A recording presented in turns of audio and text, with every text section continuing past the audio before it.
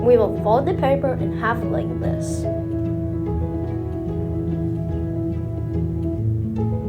Now we will unfold it and begin making the wings. To make the wings, you should take the part and fold it on the line that we have just created. Do that on both of the sides. Now we will grab the part of that wing too and do it one more time on both of the sides.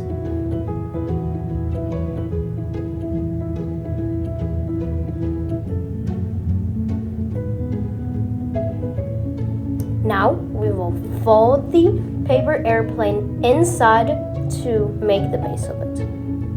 For now, we will make the wings. Fold them on the base that we have made on both of the sides.